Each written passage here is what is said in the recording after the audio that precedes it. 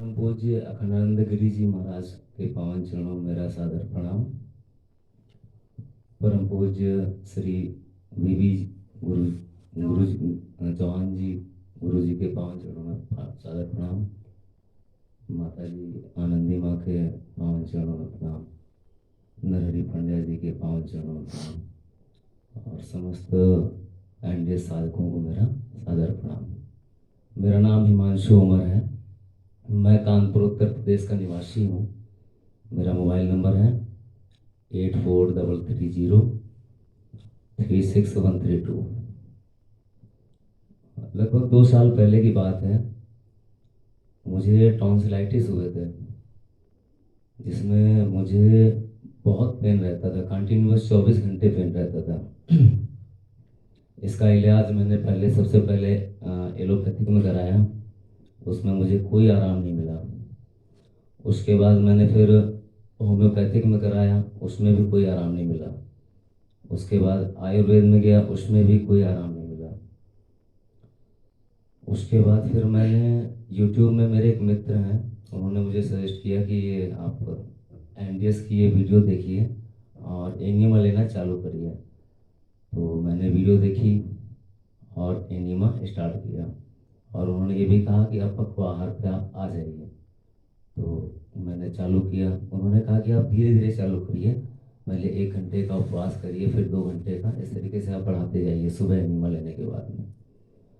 तो मैंने चालू किया। उसके बाद कुछ ही समय बाद मेरा टॉन्सिलाइटिस चला गया, वो दर्द मेरा गायब हो गया।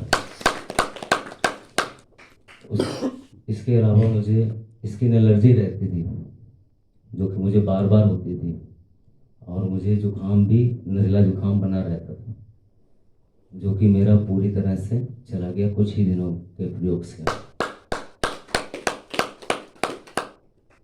अभी मैं यहाँ पर एक्चुअली मैं घर में काफ़ी दिनों से फॉलो कर रहा था एनडीएस को, लेकिन मेरी गलती हो रही थी कि मैं नमक और अपक्व आहार ले रहा था, पका हुआ आहार ले रहा था।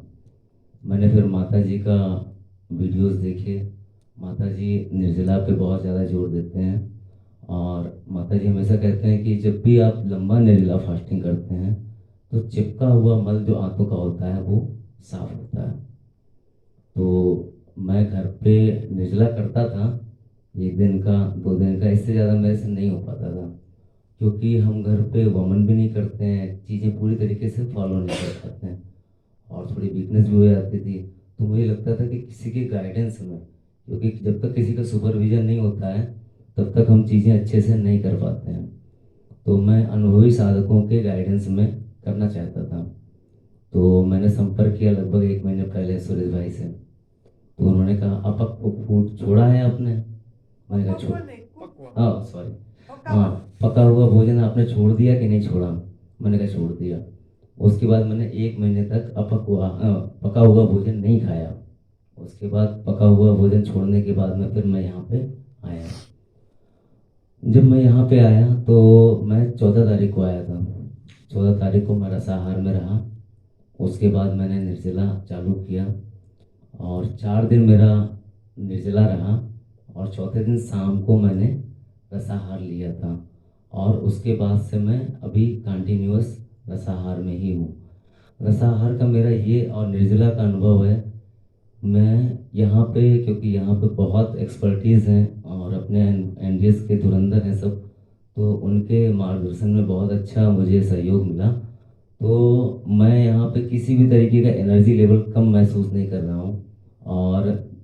और इसमें जब हम निर्जला हमने किया और रसाहार किया तो मैंने ये पाया कि जो आंतों की चिपकी हुई बहुत ज़्यादा गंदगी, जबकि मैं कुछ ले नहीं रहा था निर्जला के दौरान, उस समय भी आंतों में चिपकी हुई गंदगी जो कि वर्षों से चिपकी हुई थी वो निकल रही थी, और वही हमारी बीमारियों का आगे चल के कारण बनती ही बनती, इसमें कोई डाउट नहीं।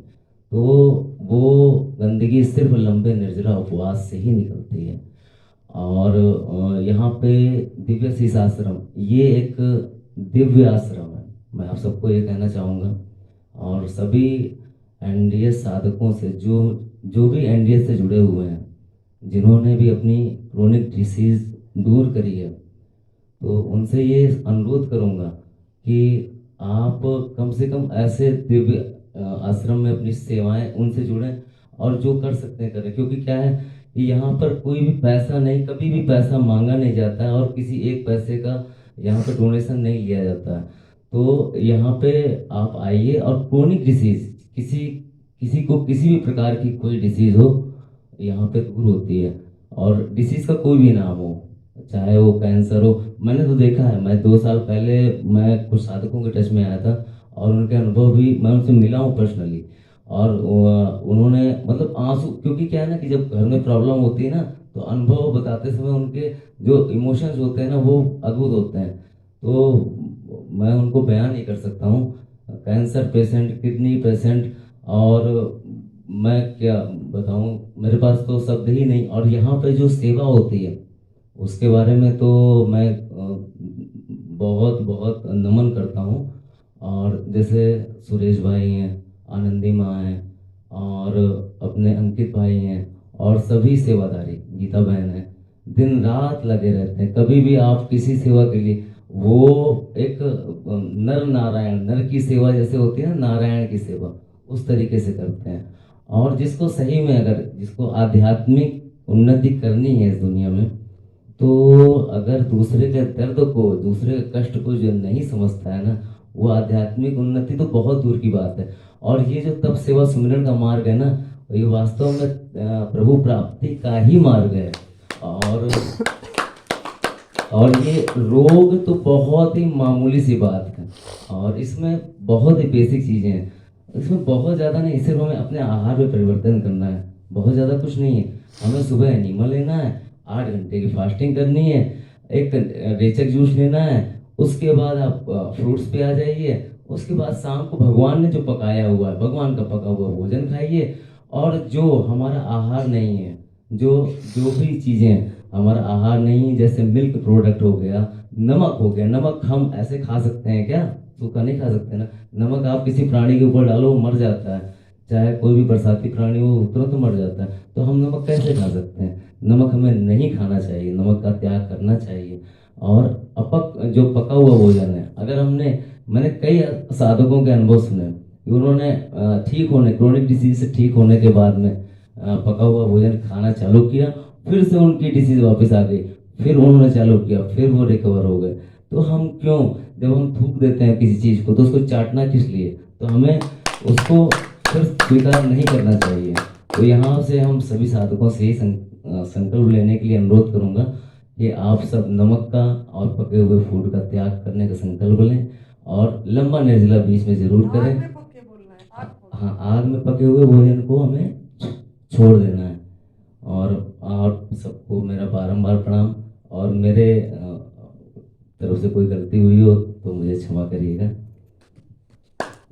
बहुत बढ़िया, धन्यवाद। बहुत सुंदर अपनी अनुभव सुनाए, आगे करिए आपने, और अपनी रास्ता यात्रा आगे लीजिए और आत्म अनुभूति के तरफ